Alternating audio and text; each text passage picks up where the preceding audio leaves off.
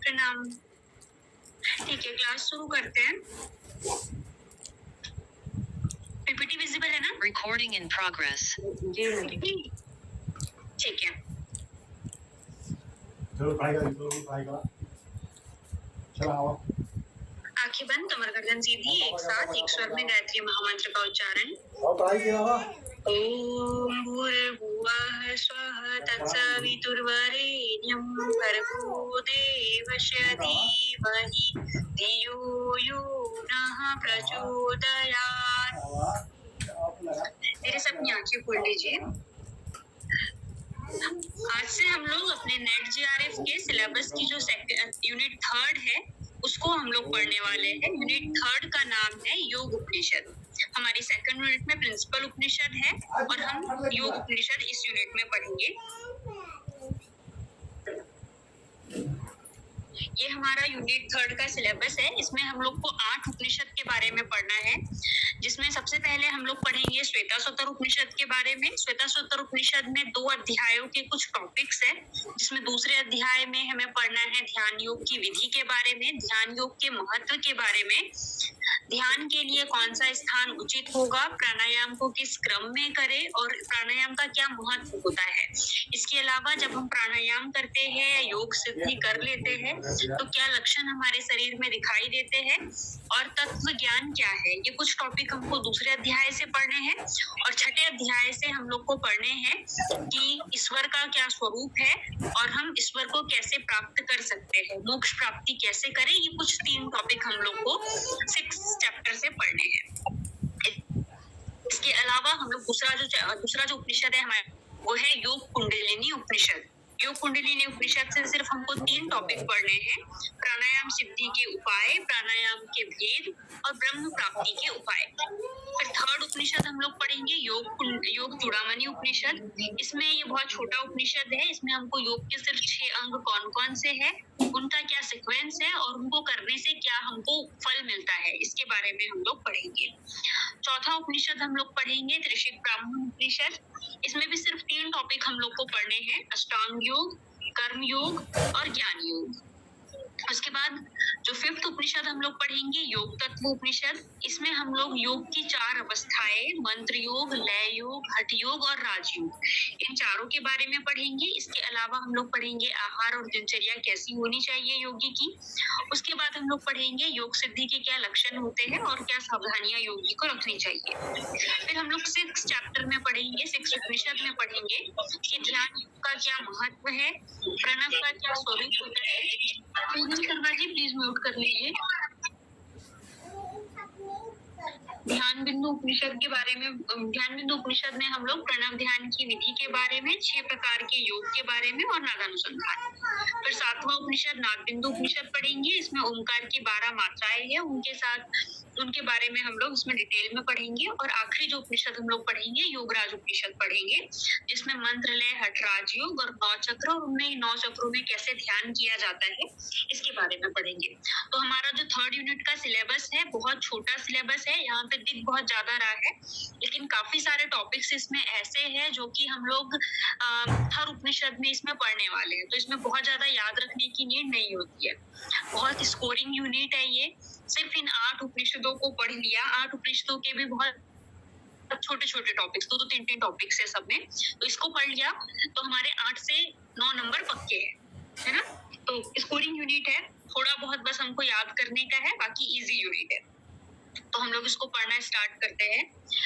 उपनिषद को समझने से पहले हमको वेदों को समझना पड़ेगा। एक्चुअली योग उपनिषद हमारी यूनिट का नाम है, तो पहले तो हमको ये समझना पड़ेगा कि उपनिषद और योग उपनिषद इन दोनों में डिफरेंस क्या है, ठीक है। और उपनिषद को समझने से पहले जरूरी है कि हम वेद को समझे। तो योग उपनिषद के पहले हमको उपनिषद समझना पड़ेगा, उपनिषद के पहले हमको वेद समझना पड़ेगा। तो इसको थोड़ा शॉर्ट में हम लोग समझ लेते हैं कि वेद क्या है और वेद और उपनिषद का क्या रिलेशन है और योग उपनिषद क्या है। फिर हम लोग आगे के टॉपिक्स पढ़ना स्टार्ट करेंगे। तो सबसे पहले हम लोग जानते हैं वेद क्या है। तो हम सबको ये पता है कि हमारा जो भारतीय साहित्य है उसमें सबसे प्राचीन ग्रंथ वेदों को माना जाता है। ऐसा कहा जाता है जब संसार बना होगा तब से ही वेद चले आ रहे हैं, सबसे जो पहला लिखित ग्रंथ है वो वेद ही है।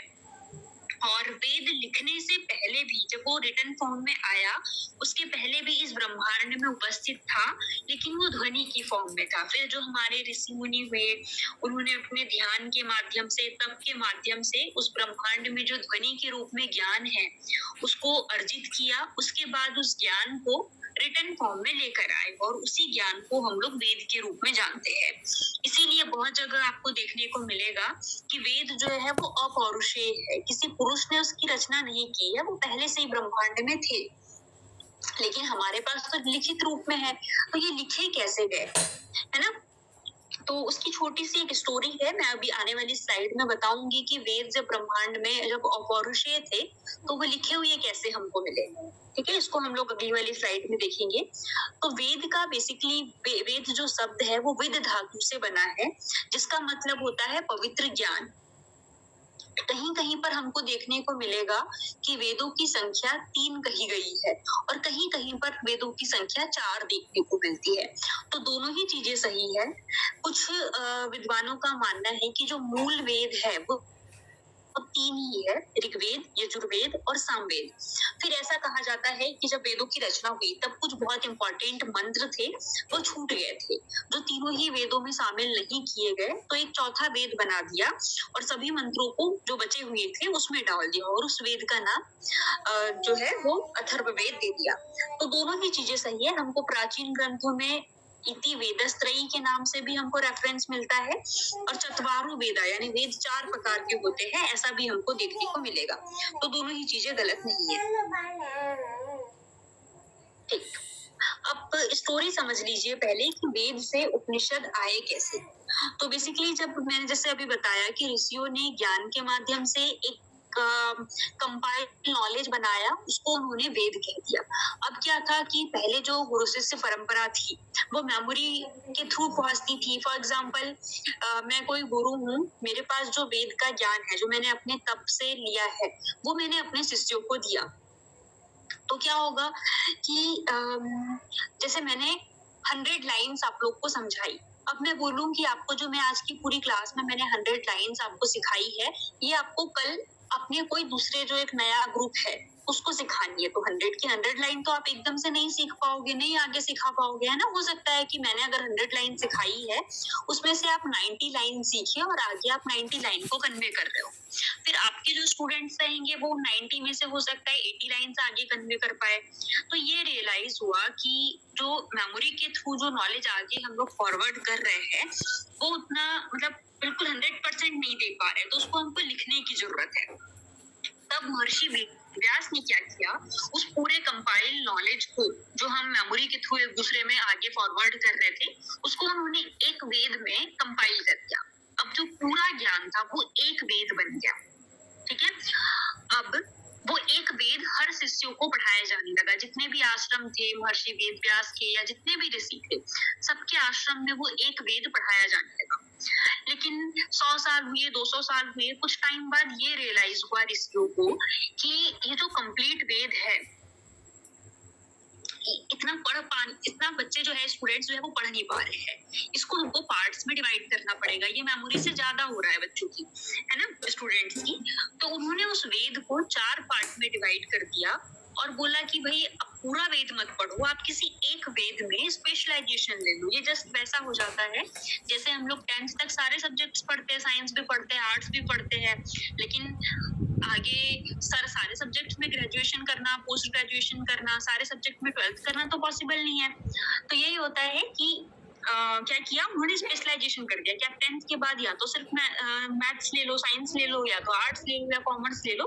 तो यही चीजें यहाँ पर हुई। जब स्टूडेंट्स की मेमोरी धीरे धीरे कम होती गई, कंपाइल वेद पढ़ पाने में कैपेबल नहीं थे स्टूडेंट्स, तब बोल दिया गया कि आपको केवल एक वेद में अपना स्पेशलाइजेशन ले लेना है।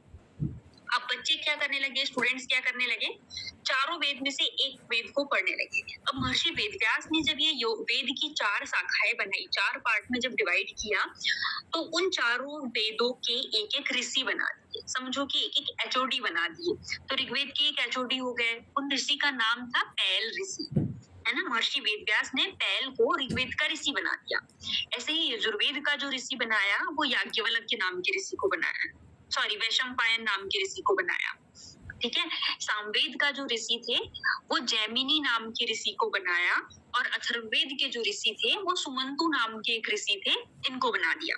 ठीक है। ऋग्वेद के पैल, यजुर्वेद के वैशंपायन, सामवेद के जैमिनी और अथर्ववेद के सुमंतु।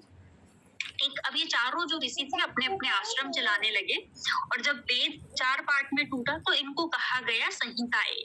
संहिता का मतलब होता है मैन्युस्क्रिप्ट या ओरिजिनल कॉपी। तो वेद की 4 ओरिजिनल कॉपी बन गई, ऋग्वेद संहिता, यजुर्वेद संहिता, सामवेद संहिता, अथर्ववेद संहिता। अब ये पढ़ाई जाने लगी अपने अपने आश्रम में। कुछ टाइम हुआ और 100, 200, 500 साल बीते। अब ये रियलाइज हुआ ऋषियों को कि भाई एक कंप्लीट वेद जो है वो भी पढ़ पाना पॉसिबल नहीं हो पा रहा है।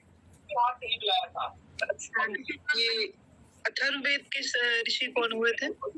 सुमंतु। ठीक है। तो एक वेद में भी कंपाइल करना या सिर्फ ऋग्वेद संहिता को पढ़ना भी पॉसिबल नहीं है, तो फिर उसको और पार्ट्स में डिवाइड करने की और स्पेशलाइजेशन या उसकी और ब्रांच बनाने की नीड थी। तो अब एक एक वेद जो है वो और पार्ट्स में टूटा, और वो जो ब्रांच बनी उनको बोला गया ब्राह्मण। ठीक है। अब हर बच्चा सिर्फ एक ब्राह्मण पढ़ने लगा कि ऋग्वेद के जैसे 10 ब्राह्मण है तो 10 में से एक ब्राह्मण को ही वो बच्चा पूरी लाइफ टाइम पढ़ेगा, उसी में स्पेशलाइजेशन देगा। ठीक। फिर कुछ टाइम बाद फिर से फील हुआ कि एक ब्राह्मण पढ़ना भी स्टूडेंट्स के लिए पॉसिबल नहीं है, मेमोरी धीरे धीरे उनका रहन सहन खान पान बदलते जा रहा है, तो एक ब्राह्मण भी नहीं पढ़ सकते। अब उनको और इजी किया, ब्राह्मण को और छोटे छोटे पार्ट्स में डिवाइड किया।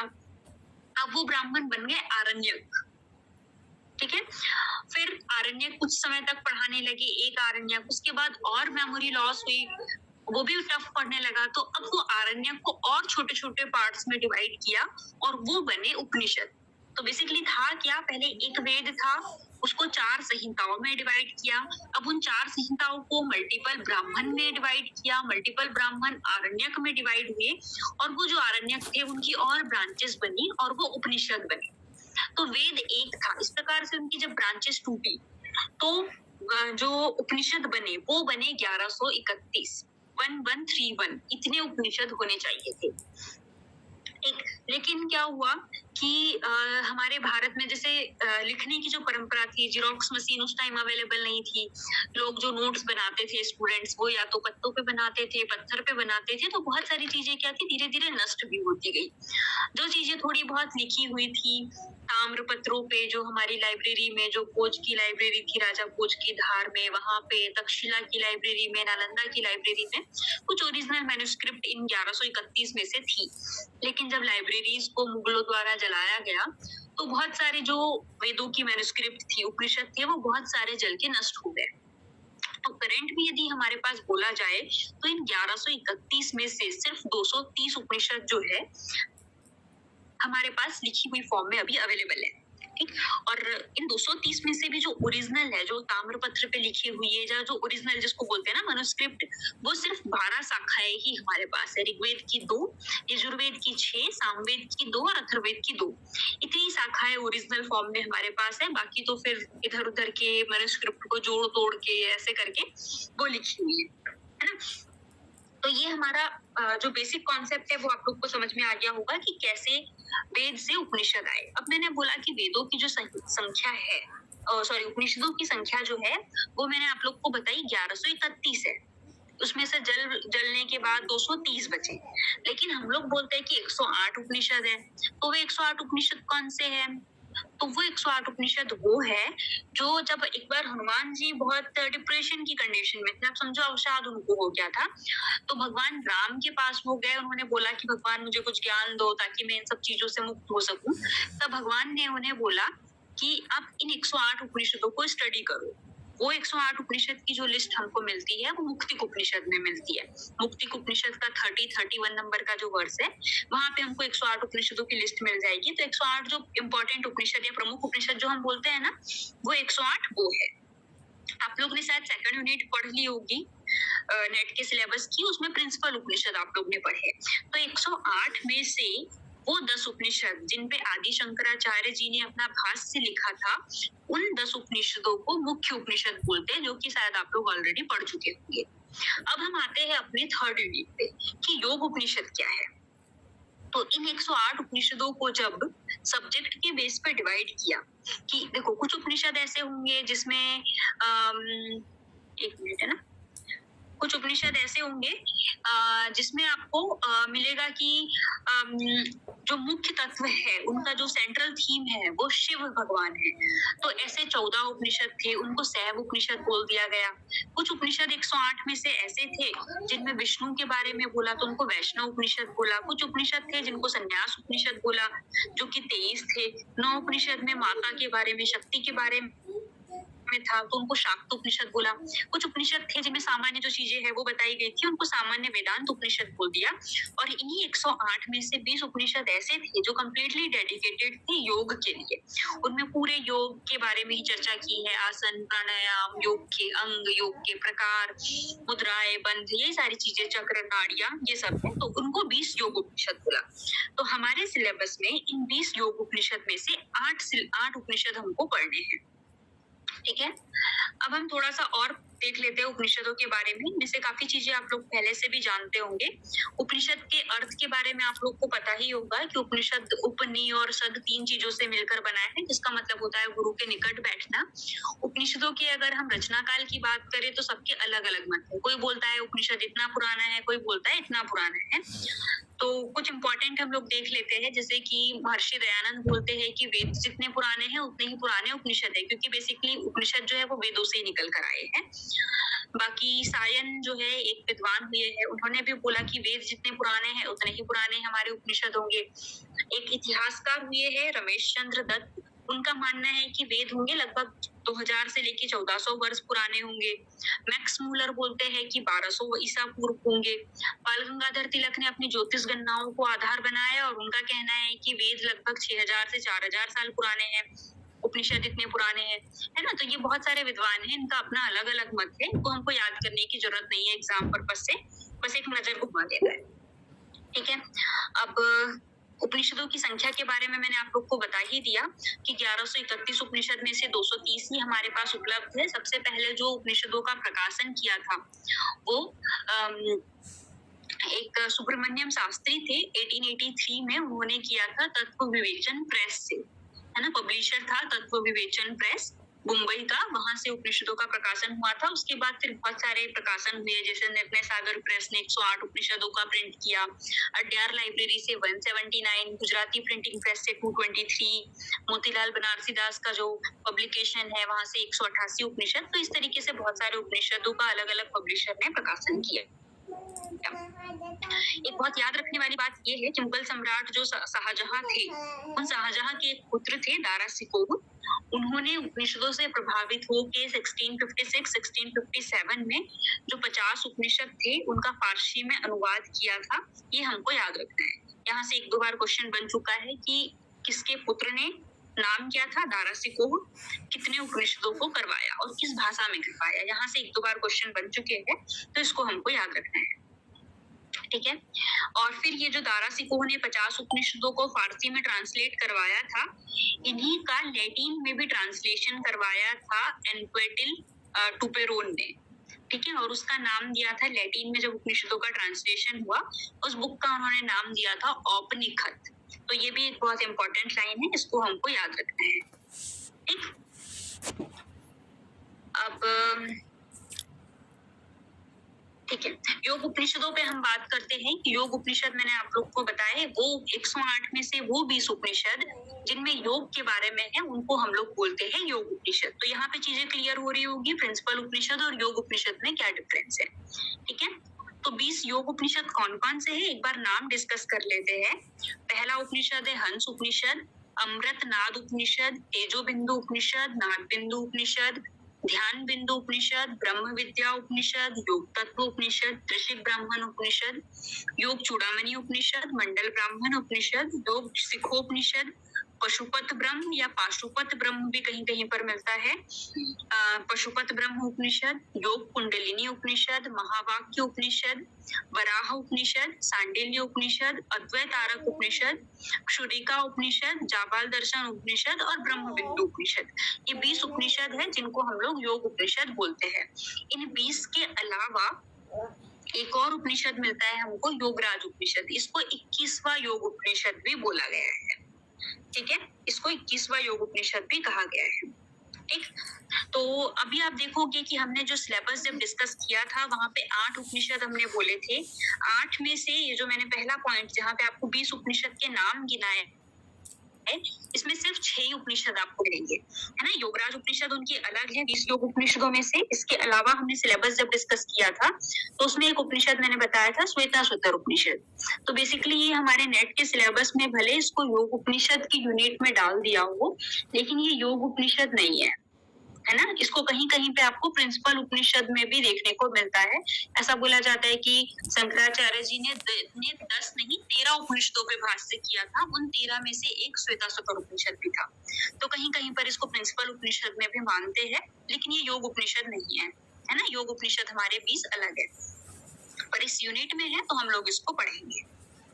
ठीक है, तो ये हमारे 8 उपनिषद है जिनको हमको सिलेबस में पढ़ना है। आज की क्लास में हम लोग पढ़ने जा रहे हैं श्वेताश्वतर उपनिषद। ठीक, तो श्वेताश्वतर को यदि हम 2 पार्ट में डिवाइड करके देखें कि श्वेताश्वतर का मतलब क्या होता है, तो 2 भाग से मिलकर बना है, श्वेत और अश्वेत। श्वेत का मतलब होता है निर्मल या स्वच्छ, और अश्वेत का मतलब होता है खच्चर या तो फिर इंद्रिया।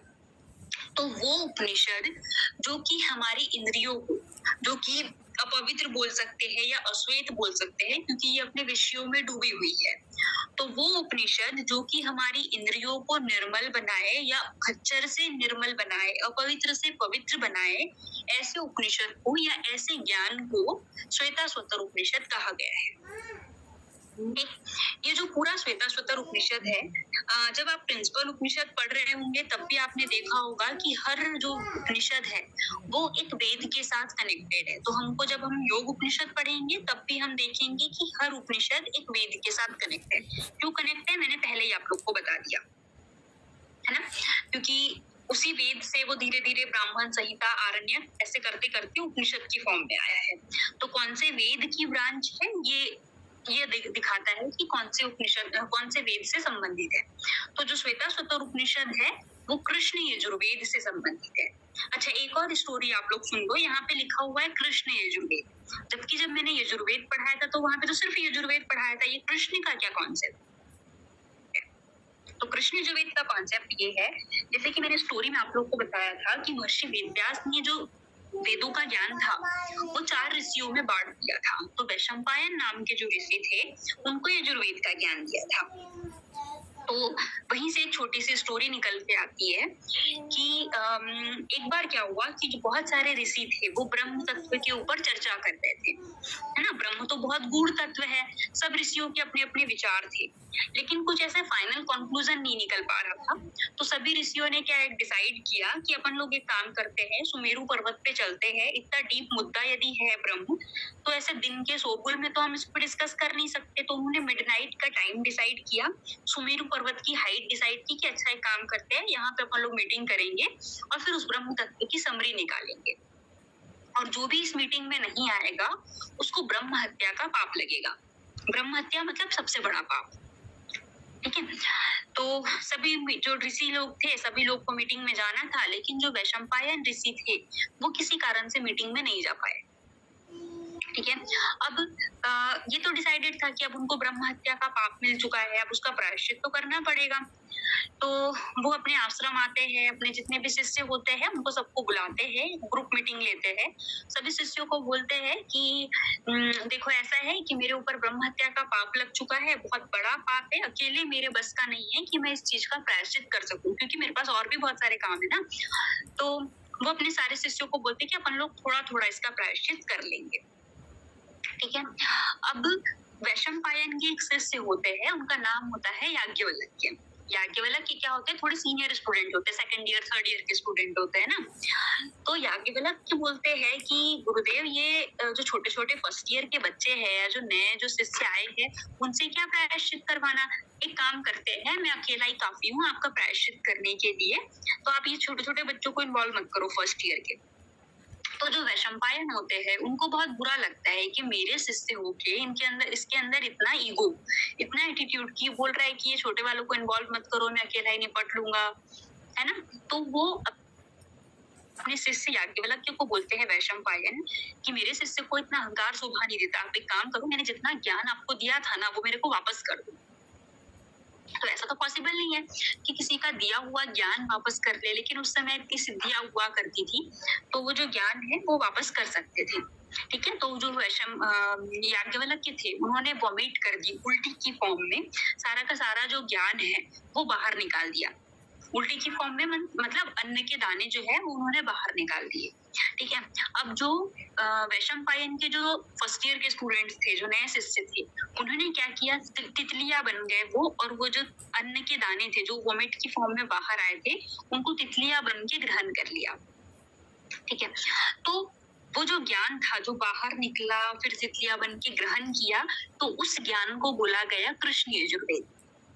ठीक है, अब ये जो याज्ञवल्क्य थे ये ब्लैंक तो रह नहीं सकते थे, जिज्ञासु शिष्य थे, तो ये क्या किए, इन्होंने सूर्यदेव की उपासना की, सूर्यदेव से उन्होंने वापस से सेम जो नॉलेज है वो ग्रहण किया, और वो जो नॉलेज था उसको बोला गया शुक्ल यजुर्वेद।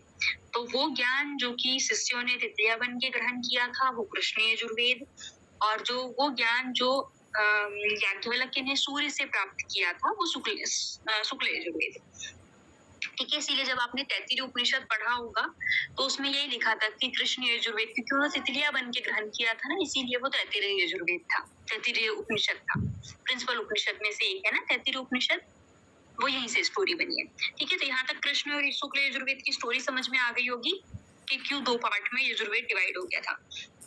अब हम आगे पढ़ते हैं, श्वेताश्वतर उपनिषद पे हम लोग डिस्कस कर रहे थे कि श्वेताश्वतर उपनिषद किससे संबंधित है, कृष्ण यजुर्वेद से संबंधित है।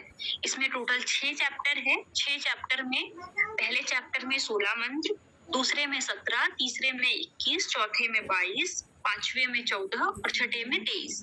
इतनी इसमें मंत्रों की संख्या है, लेकिन हमको एक एक करके इतना याद रखने की नीड नहीं है, हमको सिर्फ इतना याद रखना है कि 6 अध्याय है और टोटल मंत्रों की संख्या 113 है। वैसे 113 भी अभी तक ऐसे क्वेश्चन नहीं आया है कि इस उपनिषद में कितने मंत्र है, पर फिर भी इतना याद रख लो, 6 चैप्टर 113 मंत्र। ठीक है, अब पूरा श्वेताश्वतर उपनिषद तो 6 चैप्टर है, लेकिन 6 चैप्टर नहीं पढ़ना है हमको, सिर्फ ये गिने चुने टॉपिक्स पढ़ने हैं। ध्यान योग की विधि, महत्व, स्थान, प्राणायाम का क्रम, प्राणायाम की महत्ता, योग सिद्धि के लक्षण, तत्व ज्ञान, परमेश्वर का स्वरूप, महिमा, भगवत प्राप्ति के उपाय और मोक्ष प्राप्ति। अब इन 6 टॉपिक्स में से ऊपर के जो 4 टॉपिक है वो 2nd चैप्टर से लिए गए हैं, और नीचे के जो 2 टॉपिक है वो 6th चैप्टर से लिए गए हैं।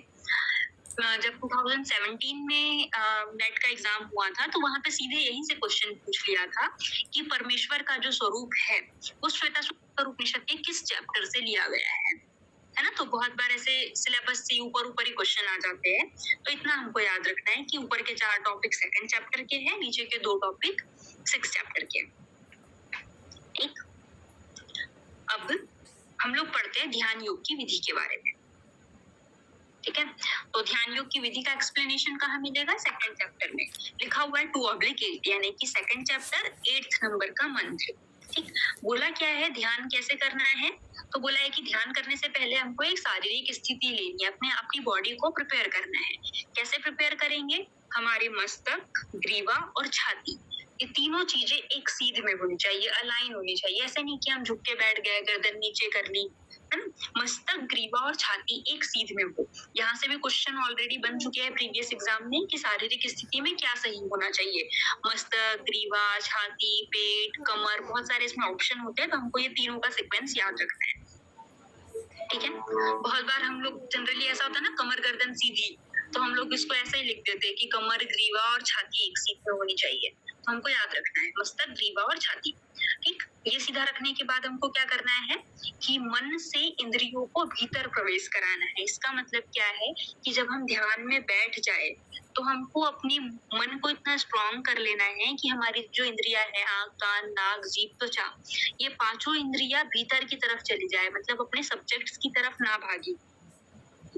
ठीक, जैसे आंखें इधर उधर ना देखे, कान इधर उधर का ना सुने, ये सब कहाँ हो जाए, मन में एकत्रित हो जाए। ठीक, इतना कर लिया, अपने मन को कंट्रोल कर लिया। इन शॉर्ट हमने क्या किया, प्रत्याहार कर लिया। ठीक है, क्योंकि हम ध्यान की विधि कर रहे हैं ना। ध्यान के लिए पहले क्या जरूरी है? प्रत्याहार जरूरी है। तो ध्यान विधि में हमने इंद्रियों को भीतर प्रवेश करा दिया, यानी प्रत्याहार कर लिया। अब प्रत्याहार करने के बाद हमको क्या करना है? अपने प्राणों को निरोध करना है। ऊपर वाली लाइन अभी जो ओंकार वाली छूटी है उसको मैं अगले स्टेप में बताती हूँ।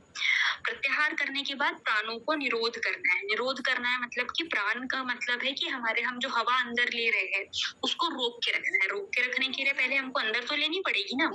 तो सबसे पहले हमको क्या करना है? इनहेल करना है। इनहेल करने के बाद उसको निरोध करके यानी होल्ड करके रखना है।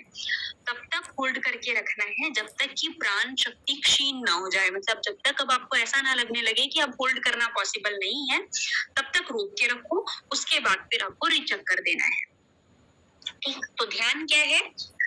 प्रत्याहार किया, प्रत्याहार करने के बाद इनहेल किया, श्वास को होल्ड करके रखा मैक्सिमम कैपेसिटी तक। उसके बाद फिर हम लोगों ने रिचेक कर दिया यानी श्वास बाहर छोड़ दी। ये जो ध्यान की विधि है, इसके साथ साथ हमको क्या करना है? ओमकार का ध्यान करना है। ओम के बारे में सोचना है। ओम को यहाँ पे वैसा मानना है कि अगर हमने ध्यान नहीं किया तो हम संसार में फंसे हुए रहेंगे, इधर उधर भटकते रहेंगे, धन दौलत इसमें उसमें उसमें, है ना।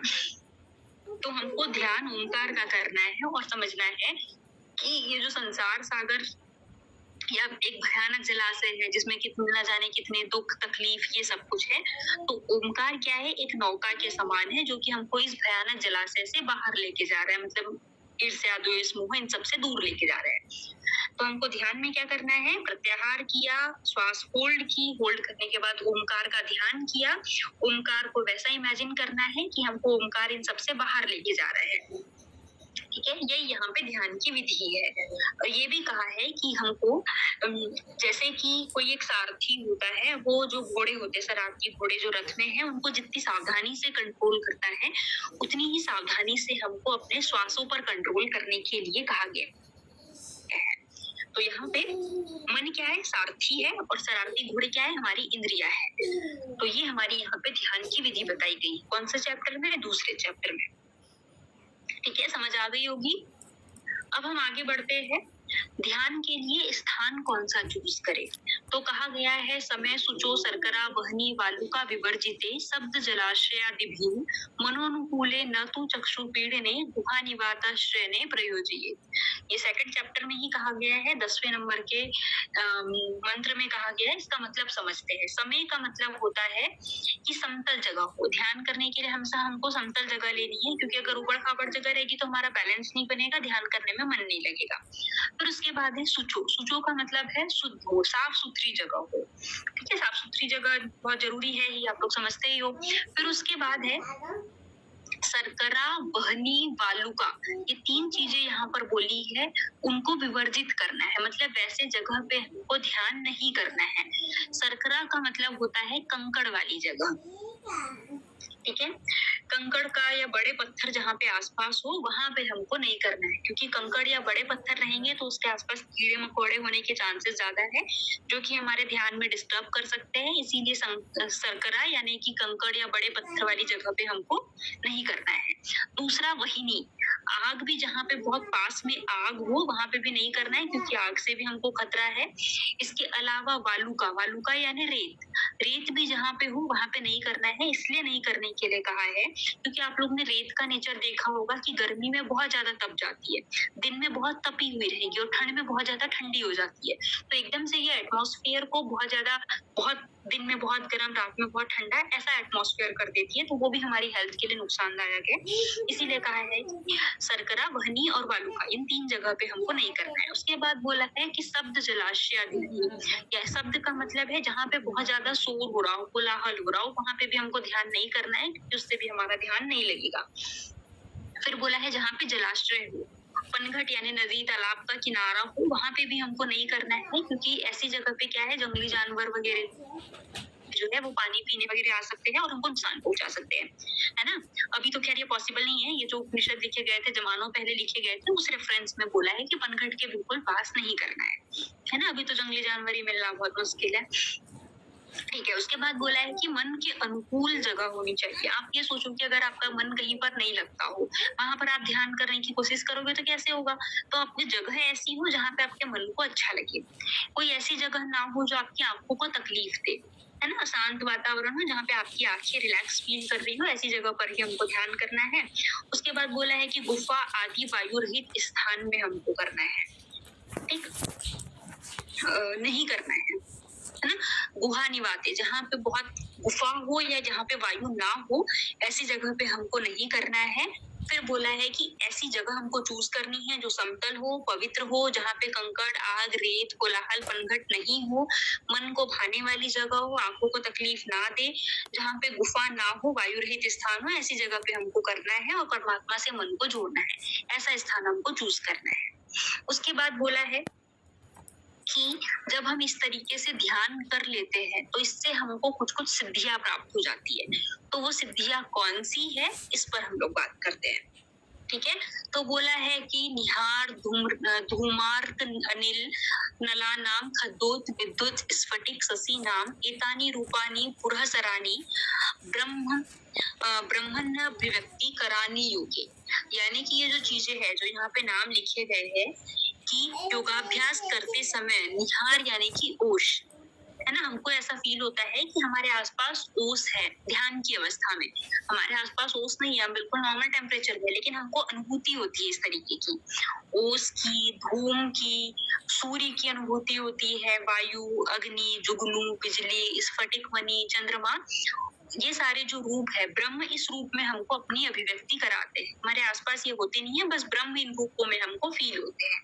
तो ये भी बहुत इंपॉर्टेंट मंत्र है इस उपनिषद का। इसमें भी हमको चीजें याद रख लेनी है कि यहाँ से भी एक बार क्वेश्चन बन चुका है 2018 के आसपास कि ब्रह्म किन किन रूपों में अपनी अभिव्यक्ति कराते हैं। इनमें से 2-3 ऑप्शन दिए हुए थे, एक आध ऑप्शन कोई नया डाल दिया था, ठीक है। अब इसके अलावा ये सारी चीजें तो हमको फील होगी ही, इसके अलावा कुछ और सिद्धियां भी हमको मिलती है, जैसे कि न तस्य रोगो न जरा न मृत्यु प्राप्त से योगाग्निमयम शरीरम। यानी कि जब हम योग की अग्नि से अपने शरीर को तैयार कर लेते हैं तो हमको क्या सिद्धियां मिलती है। तो बोला है न तस्य रोगो, उस व्यक्ति को, न तस्य मतलब उसको, रोगो यानी रोग नहीं होते, उस व्यक्ति को कोई भी रोग नहीं होगा। न जरा, जरा का मतलब होता है बुढ़ापा, उस व्यक्ति को, साधक को बुढ़ापा भी नहीं आएगा। बुढ़ापा नहीं आएगा का मतलब ये नहीं है कि उसकी उम्र आज 20 साल है तो 20 साल एक दिन नहीं होगी या 20.5 साल नहीं होगी, बुढ़ापा नहीं आएगा। एज ना बढ़ने का यहाँ पे मतलब है कि जो बुढ़ापे के सिम्टम्स होते हैं ना, शरीर पर झुर्रियां आना, शरीर कमजोर हो जाना, डाइजेस्टिव सिस्टम कमजोर हो जाना, बाल पकना, ये सारे जो सिम्टम्स है वो नहीं आएंगे उसके अंदर। एज तो बढ़ेगी, ऑब्वियसली टाइम बढ़ेगा, काल को कौन रोक सकता है ना। तो न तस्य रोग, उसको बीमारियां नहीं होगी, उसको बुढ़ापे के सिम्टम्स नहीं आएंगे। न मृत्यु, मृत्यु तो सबकी आनी है, न मृत्यु का यहाँ पे मतलब है कि मृत्यु का डर नहीं आएगा, अकाल मृत्यु नहीं होगी, ठीक है। जब समय पूरा होगा, शतायु कहा गया, तो उसके बाद ही मृत्यु होगी, अकाल मृत्यु कोई रोग वगैरह से नहीं होगी। तो ये सिद्धियां भी उस साधक को मिल जाती है। रोग, जरा और मृत्यु, ये तीनों उसको नहीं होंगे, ठीक। इसके बाद कुछ और सिद्धियां कही गई है, लघुत्वम, आरोग्यम, लोलुपत्वम, वर्ण प्रसादम, स्वर सौष्ठवम च, गंधम, शुभम, मूत्र पुरीश अल्पम, योग प्रवृत्ति फस्मा वदन्ति। ये भी बहुत इंपॉर्टेंट मंत्र है, यहाँ से भी काफी बार क्वेश्चन बन चुका है, एक बार तो इनके सीक्वेंस से ही बन चुका है। तो अगर पॉसिबल हो तो ये जो 2/12 और 13, ये दोनों को आप लोग याद कर लीजिएगा, है ना। बहुत बार ये याद रहेंगे ना तो इनके सीक्वेंस से ही क्वेश्चन बहुत बार आ जाते हैं, तो आपको सही रहेगा। अगर सिर्फ आप हिंदी इनका अर्थ याद रखोगे ना तो इनका सीक्वेंस आगे पीछे होने के चांस है, लेकिन एक बार मंत्र याद कर लोगे तो सीक्वेंस कभी गड़बड़ नहीं होगा, ठीक है। लघुत्वम, लघुत्वम का क्या मतलब होता है कि जब हम ध्यान करते हैं तो हमारे शरीर में लघुत्व यानी कि हल्कापन आ जाता है। हल्कापन आ जाने का मतलब है अगर हमारा शरीर भारी रहेगा तो हम एक्टिव नहीं रहेंगे, शरीर हल्का रहेगा, पतला रहेगा तो हमारे अंदर फुर्ती रहेगी, ठीक है। तो योग ध्यान करने से शरीर में हल्कापन आता है। उसके बाद बोला है आरोग्यम, आरोग्य का मतलब होता है हमारे शरीर में कोई भी रोग नहीं होगा, तो ये भी एक सिद्धि कही गई है। तीसरा बोला गया है लोलुपत्वम, लोलुपत्वम का मतलब होता है कि हमारे अंदर आसक्ति नहीं रहेगी, कोई भी सब्जेक्ट के लिए आसक्ति नहीं है, आसक्ति का अभाव हो गया है ना, कहीं पर भी हमारा अटैचमेंट नहीं होगा, हम बिल्कुल डिटैच्ड हो गए हैं। तो आसक्ति का अभाव को बोला गया है लोलुपत्वम, ये भी एक सिद्धि मिल जाएगी। फिर अगला है वर्ण प्रसाद, वर्ण प्रसाद का मतलब होता है, वर्ण का मतलब होता है हमारा शरीर और प्रसाद का मतलब होता है चमक, तो हमारा जो देह का वर्ण है, शरीर का जो कलर है, उसमें उज्ज्वलता या चमक आ जाती है, ग्लो करने लगता है शरीर ध्यान करने से। ठीक है, वर्ण प्रसाद यानी कि देह में उज्ज्वलता आ जाती है। फिर अगला है स्वर सौष्ठव, यानी कि हमारी जो आवाज है उसमें मधुरता आ जाती है। मधुरता का मतलब ऐसा नहीं कि हम लता मंगेशकर बन जाएंगे या बिल्कुल हम सिंगर बन जाएंगे। स्वर सौष्ठव का मतलब है हमारी वाणी इतनी मधुर हो जाएगी कि हमारी वाणी से किसी को कोई कष्ट नहीं होगा, है ना, कोई को दुख नहीं होगा। फिर अगला है गंध, शरीर से बहुत अच्छी गंध आने लगेगी। ठीक, जब ध्यान करते तो शरीर में गंध आ जाती है। फिर अगला है शुभ, गंधा शुभ का मतलब है शुभ गंध, अच्छी गंध आ जाती है शरीर में। फिर अगला है मूत्र पुरीश अल्पम, यानी कि उस साधक के शरीर में मल मूत्र की कमी हो जाती है। कमी हो जाती का अर्थ यहाँ पे ये है कि अगर हमारे अंदर मल मूत्र की अधिकता है, वेस्ट चीजें ज्यादा है, तो हमको उसको बाहर निकालने के लिए बार बार जाना पड़ेगा, बार बार डिस्टर्ब होगा। तो मल मूत्र यानी एक तो वेस्ट प्रोडक्ट बनेगा ही कम, और हमको उससे फिर डिस्टर्ब भी नहीं होगा बार बार वॉशरूम जाने के लिए। तो ये सारी जो सिद्धियां है योग साधक को मिल जाती है। ठीक है, शरीर में फुर्ती आ जाएगी, अरूपता आ जाएगा, विषय में आसक्ति नहीं रहेगी, शरीर में ग्लो आ जाएगा, आवाज अच्छी हो जाएगी, शरीर से अच्छी गंध आने लगेगी और मलमूत्र की कमी हो जाएगी। ये सारे जो लक्षण हैं ये योग सिद्धि के कहे गए हैं। बहुत इंपॉर्टेंट है ये। जितने भी योग के कंपटीशन एग्जाम होते हैं, चाहे नेट का हो चाहे सेट का हो, जैसे अभी एमपीपीएससी में भी इसी से क्वेश्चंस आए थे।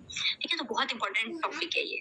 ठीक, इसके बाद है परमेश्वर का स्वरूप, कि श्वेताश्वतर उपनिषद में परमेश्वर के बारे में क्या कहा है, इसके ऊपर अब डिस्कस करते हैं।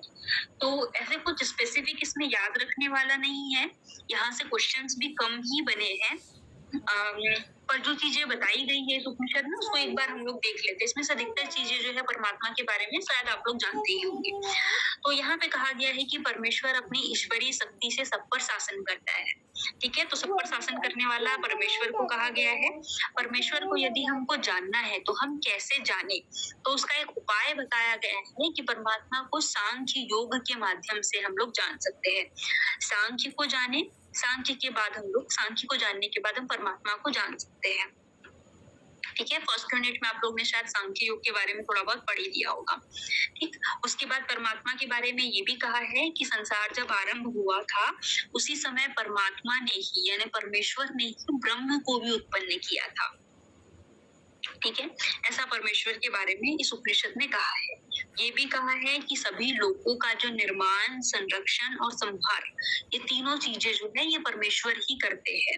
इसके अलावा परमेश्वर के स्वरूप में कहा है कि वो कैसा दिखता है या कैसा है, तो बोला है कि उस परमेश्वर के सभी तरफ मुख है, यानी कि वो सभी चीजों को देखते रहता है, उसके सभी तरफ नेत्र है, उसके बहुत सारे हाथ है, बहुत सारे पैर है, यानी कि सब कुछ जो हो रहा है संसार में वो वही करवा रहा है। ठीक है, इसके अलावा परमात्मा जो है, परमेश्वर जो है वो प्रकाशमय है, कल्याणकारी है, शांत है, आनंद मूर्ति है। उसका निवास स्थान पर्वत शिखर पर बताया है। ये भी बोला है कि वो जो परमात्मा है वो अंधकार से परे है, यानी कि प्रकाशशील है। फिर सबसे ज्यादा श्रेष्ठ है, अद्वितीय है, उसके जैसा कोई और नहीं है। परमात्मा सर्वव्यापी है, हर जगह आपको मिल जाएगा। सभी जीवों के हृदय में उसका निवास स्थान है। इसके अलावा सभी पर शासन करने वाला परमेश्वर को कहा है। ये बहुत इंपॉर्टेंट लाइन यहाँ पे है कि श्वेताश्वतर उपनिषद में परमात्मा का जो आकार बताया है वो बताया है अंगुष्ठ परिणाम वाला, यानी कि परमात्मा का आकार अंगूठे के आकार का है ना। ये यहाँ पे बहुत इंपॉर्टेंट है, यहाँ से एक आध बार क्वेश्चन बन चुका है। परमात्मा अणु से अणु है, यानी जितना छोटा हो सकता है उतना छोटा भी है, और विभू से विभू यानी जितना बड़ा हो सकता है उतना बड़े से बड़ा भी परमात्मा है। परमात्मा नित्य है, कभी नष्ट नहीं होने वाला, सबसे पुरातन है, बहुत पुराना है, सर्वगत है, सबको जानने वाला है, सभी की आत्मा परमात्मा ही है, परमेश्वर ही है, सब जगह व्यापक है, वृक्ष पर रहने वाले पक्षी के समान है। यहाँ पे ये इसलिए कहा है वृक्ष पर रहने वाला पक्षी अनेक रूप धारण करने वाला है। यहाँ पे एक तुलना हमको मिलती है, बोला जाता है कि एक पेड़ है बरगद का, उसके ऊपर दो पक्षी बैठे हैं, एक पक्षी है परमात्मा और एक पक्षी है जीवात्मा। तो परमात्मा क्या करता है, थोड़ा मतलब बुद्धि वाला है, तो वो क्या करता है उस पेड़ के फल को खाता नहीं है, क्योंकि यदि उस पेड़ के फल को खा लेगा बरगद का पेड़ है ना, उसके अंदर एक जो बीज होता है बरगद का, उसके अंदर कितने सारे बीज होते हैं, तो वो बीज शो करते हैं हमारे कर्म संस्कार को। यदि उस पक्षी ने उस बरगद के बीज को खा लिया तो एक बीज के अंदर अनेक वृक्ष, एक बड़ा वृक्ष बनने की संभावनाएं है ना, तो वो कर्म संस्कारों में फंसता है। तो जो जीवात्मा होता है उसके अंदर बुद्धि कम है, वो क्या करता है, उसका आनंद लेता है, उस फल का कर्मों में घुसता है और फिर वहीं वहीं फंसते रहता है, एक बीज से अनेक वृक्ष, फिर अनेक वृक्ष, और वो संसार सागर में फंस जाता है। लेकिन जो परमात्मा होता है वो क्या करता है, सिर्फ दृष्टा भाव से वो फल को देख लेगा, उसी में खुश रहेगा, उसका भोग नहीं करेगा, वो भोगता नहीं है, वो दृष्टा है। तो यहाँ पे कहा है कि परमात्मा जो है वो वृक्ष पर रहने वाला एक पक्षी है और वो अनेक रूपों को धारण करता है, लेकिन कभी उसमें फंसता नहीं है। ऐसा यहाँ पे परमेश्वर के बारे में कहा है। अब परमेश्वर को प्राप्त कैसे किया जाए, तो परमेश्वर को प्राप्ति के लिए ये जो एक ऊपर सबसे ऊपर लाइन लिखी है, ये खैर सिलेबस में नहीं लिखी है परमात्मा के 7 प्रपंच के बारे में, लेकिन फिर भी 7 प्रपंच के नाम याद रख लो। अगर थोड़ा टफ बनाने की कोशिश की एग्जाम को तो हो सकता है यहाँ से क्वेश्चन आ जाए, है ना। परमात्मा के 7 प्रपंच के बारे में बताया गया है। पहला प्रपंच है धर्मपद, दूसरा है पापनाशक, तीसरा है ऐश्वर्य, अविनाशी, नियामक, बुद्धि और स्थिति। ये परमात्मा के 7 प्रपंच बताए हैं, ठीक है। उसके बाद बोला है कि परमात्मा को जो जान लेता है वो अमर हो जाता है। और परमात्मा को जाने कैसे, तो परमात्मा को जानने के लिए हमको क्या करना पड़ेगा, हंस को जानना पड़ेगा। अगर हमने हंस को जान लिया तो हम अपनी मृत्यु से भी मुक्त हो जाते हैं, और मृत्यु से मुक्त यदि हो गए तो हमने मोक्ष को प्राप्त कर लिया, ठीक है। तो हमको परमात्मा को यदि जानना है तो हमको हंस को जानना पड़ेगा। हंस क्या है, ये जब हम नादबिंदु उपनिषद पढ़ेंगे तो उसमें हंस के बारे में डिटेल में पढ़ेंगे कि हंस को कैसे जाना जाए, ठीक है। फिर परमात्मा को जानने के बाद हम भगवत प्राप्ति कर सकते हैं। और ये भी कहा है कि श्वेताश्वतर नाम के जो ऋषि हुए थे उन्होंने तप के प्रभाव से और भगवत कृपा से इन 2 चीजों से परमात्मा को जाना था। यहाँ से भी एक बार क्वेश्चन बन चुका है कि श्वेताश्वतर उपनिषद के जो ऋषि है उन्होंने परमात्मा को कैसे जाना, तो 2 चीजों से जाना, तप से और भगवत कृपा से, ठीक। अब भगवान को प्राप्त करना है तो उसके 3 उपाय हो सकते हैं। एक तो पहला उपाय तो हमने सबसे शुरू में पढ़ा था, पर भगवान को क्या, परमात्मा को कैसे प्राप्त करें, तो सांख्य योग को जानने से हम परमात्मा को प्राप्त कर सकते हैं। इसके अलावा एक और चीज बताइए कि भगवत प्राप्ति के 3 उपाय और है।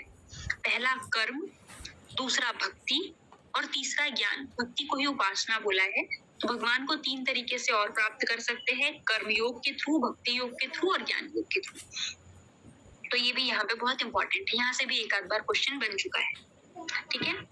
तो इतना ही हमारा श्वेताश्वतर उपनिषद था। एक बार इसको शॉर्ट में रिवाइज करते हैं श्वेताश्वतर उपनिषद के बारे में और आज की पूरी क्लास के बारे में। सिलेबस में हमको इस नेट के सिलेबस में 20 उपनिषद योग उपनिषद है, उसमें से सिर्फ 8 उपनिषद को स्टडी करना है। 8 उपनिषद में से 6 जो बीच के हैं वो हमारे योग उपनिषद है। श्वेताश्वतर उपनिषद हमारा प्रिंसिपल उपनिषद कहा जा सकता है और योगराज उपनिषद को 21वां उपनिषद कहा है। इनको एक एक करके सभी को हम लोग पढ़ेंगे। हमने ये देखा था कि वेद जो है सबसे पुराना है। वेद के बाद एक वेद संहिताएं बना, संहिता के बाद ब्राह्मण बने, ब्राह्मण के बाद उपनिषद आरण्यक बने, आरण्यक के बाद उपनिषद बने। अब उन 1131 उपनिषदों में से 108 उपनिषद प्रमुख उपनिषद है, मतलब 108 उपनिषदों को महान माना गया है। उन 108 में से 10 उपनिषदों को प्रिंसिपल उपनिषद कहा जाता है, प्रमुख उपनिषद कहा जाता है, क्योंकि उन पर आदि शंकराचार्य जी ने भाष्य किया था। उसके अलावा कुछ उपनिषद ऐसे हैं जिनमें शिव के बारे में है, इसीलिए उनको शैव उपनिषद। कुछ उपनिषद वैष्णव के बारे में है, कुछ संन्यास के बारे में है, शाक्त के बारे में है, वेदांत के बारे में है और योग के बारे में है। तो वो उपनिषद जिनमें योग के बारे में है उनको योग उपनिषद बोलते हैं। 20 योग उपनिषदों के नाम यहाँ पे आपको स्क्रीन पे दिख रहे होंगे। इनमें से केवल 6 उपनिषद हम लोग को सिलेबस में पढ़ना है और 21वां जो एक 7वां उपनिषद हम लोग योगराज उपनिषद के बारे में भी पढ़ेंगे। योगराज उपनिषद को एक्चुअली 20 उपनिषदों में इसलिए शामिल नहीं किया गया था क्योंकि इसका जो कंटेंट है ना वो इनकम्प्लीट सा फील होता है। जब हम लोग योगराज उपनिषद को डिटेल में पढ़ेंगे तब मैं आप लोग को बताऊंगी कि क्यों इनकम्प्लीट लगता है। तो ये उपनिषद इनकम्प्लीट है, इसीलिए इसको 20 में शायद तक शामिल नहीं किया गया है, ठीक है। फिर श्वेताश्वतर उपनिषद, श्वेत का मतलब होता है निर्मल, अश्वेत का मतलब होता है इंद्रिया। 6 अध्याय है, 113 मंत्र है, कृष्ण यजुर्वेद का पाठ है। इसमें हम लोग ने ध्यान कैसे करना है उसकी विधि के बारे में देखा था कि मस्तक, छाती, ग्रीवा को सीधा रखना है, प्रत्याहार करना है, श्वास लेनी है, होल्ड करनी है, होल्ड करने के बाद ओंकार का ध्यान करना है, उसके बाद हमको एक्सेल कर देना है और श्वास को उतनी ही सावधानी से लेना है जितने की सावधानी से सारथी अपने घोड़ों को कंट्रोल करता है, उसी तरीके से अपनी श्वास को हमको कंट्रोल करना है। किस जगह पर ध्यान करें तो समतल जगह हो, पवित्र हो, वहां पे आसपास कंकड़, रेत, कोलाहल वगैरह ना हो, पनघट ना हो, मन को अच्छा लगने वाला हो, आंखों को अच्छा लगने वाला हो, गुफा, वायु रहित स्थान ना हो, ऐसी जगह पे हमको परमात्मा से अपने मन को जोड़ना है। जब हम इस तरीके से ध्यान करते हैं तो हमको कुछ सिद्धियां मिलती है, जैसे कि हमको अपने आसपास ओस, धूम, सूर्य, वायु, अग्नि, जुगनू, बिजली, स्फटिक मणि और चंद्रमा, इन सब रूपों में ब्रह्म अपनी अभिव्यक्ति को कराते हैं। जो योग साधना या ध्यान करता है उसको न रोग होता है, न बुढ़ापा आता है, न मृत्यु होती है। इसके अलावा उसके शरीर में स्फूर्ति आ जाती है, रोग चले जाते हैं, उसकी आसक्ति नहीं रहती, उसका देह बहुत अच्छा हो जाता है, आवाज अच्छी हो जाती है, उसके शरीर से अच्छी गंध आने लगती है, मलमूत्र कम हो जाता है। इसके बाद परमात्मा को अगर जानना है तो सांख्य के माध्यम से जानेंगे। परमात्मा के बारे में कहा है कि ब्रह्मा को उन्हीं ने बनाया है, सभी लोगों को उन्हीं ने बनाया है, सबका पालन, रक्षक सब कुछ परमात्मा ही करते हैं। सबसे इम्पोर्टेंट, परमात्मा का जो आकार है वो अंगुष्ठ मात्र परिणाम का है। उस परमात्मा को प्राप्त करने के लिए हमको क्या करना है, हंस को जानेंगे तब भी हम परमात्मा को जान सकते हैं। इसके अलावा यदि हम तप करें या भगवत कृपा भी अगर हम पर हो जाए तब भी हम परमात्मा को जान सकते हैं। इसके अलावा 3 और इम्पोर्टेंट उपाय है, कर्म, भक्ति और ज्ञान, इनके थ्रू भी हम परमात्मा को जान सकते हैं। तो परमात्मा को जानने के यहाँ कुछ उपाय बताए हैं, इनमें से कुछ भी क्वेश्चन आ सकता है। ठीक है, तो श्वेताश्वतर उपनिषद इतना ही था। मैम जो 7 प्रपंच बताया है ना, इसमें लास्ट में जो स्थित है इसका क्या मीनिंग है? स्थित का मतलब होता है स्टेबिलिटी, कि वो जो परमात्मा है उनका एक गुण है कि वो स्थित भी है। ठीक है मैम। और मैम एक ये जो आपने 4 ऋषि बताए थे ना, ऋग्वेद के पैल, यजुर्वेद के वैशंपायन और दो जो सामवेद है उनके है जैमिनी और अथर्ववेद के है सुमंतु। ठीक है मैम। मैम ये स्टडी मटेरियल में नहीं लिखे आएंगे? ये एक्चुअली एक्स्ट्रा चीजें थी, ऐसे इनसे क्वेश्चंस जनरली कभी बने नहीं है, लेकिन यदि आपको इन चीजों को डिटेल में अगर आप स्टडी करना चाहते हो तो मेरी एक बुक है, आप उससे स्टडी कर सकते हो। बुक का नाम है, 1 मिनट में आपको की डिटेल बता देती हूँ। नहीं, आपने क्या बताया था, इसका नाम दोबारा बताना एक बार। 1 मिनट, जो आप जिमिनी वगैरह ये बता रहे थे। हाँ मैं बता रही हूँ।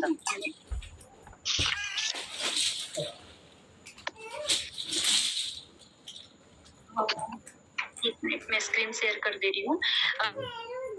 मेरी एक बुक है, योग उपनिषद नाम से ही है, उसमें जो पूरे 20 उपनिषद है उनको मैंने डिटेल में बताया है। इसके अलावा ये जो हमने शुरू में सारी चीजें बताई ना, किस उपनिषद किससे रिलेटेड है, स्टोरीज जो मैंने बताई, ये सारा भी उसमें आपको मिल जाएगा। पूरा जो नेट का सिलेबस है टॉपिक वाइज, वो भी उससे भी आप स्टडी कर सकते हो। देखिए, चारों जो ऋषि है उनके नाम है ऋग्वेद के पैल, यजुर्वेद के वैशंपायन और सामवेद के जैमिनी, अथर्ववेद के सुमंतु। ठीक है, आपकी बुक का मैं फ्रंट पेज आप लोग को भी भेज दूंगी और आपका लोग का जो ग्रुप होगा उस पे मैं उसकी लिंक भी आप लोग को प्रोवाइड कर दूंगी, तो जो लोग उसको लेना चाहते हैं वो ले भी सकते हो। क्या बताया था आपने? अथर्ववेद का? अथर्ववेद के सुमंतु। सुमंतु। अच्छा, मेरे को एक चीज लग रहा था जैसे कुछ छूट गया हो। ऋग्वेद के पैल, यजुर्वेद के वैशंपायन, सामवेद के जैमिनी, अथर्ववेद के सुमंतु। और अगर आप यजुर्वेद को भी 2 पार्ट में डिवाइड करोगे तो कृष्ण यजुर्वेद के आ जाएंगे वैशंपायन, और शुक्ल यजुर्वेद जिन्होंने नया जो सूर्य भगवान है उनसे लिया था, तो शुक्ल यजुर्वेद के आप लोग बोल सकते हो याज्ञवल्क्य को।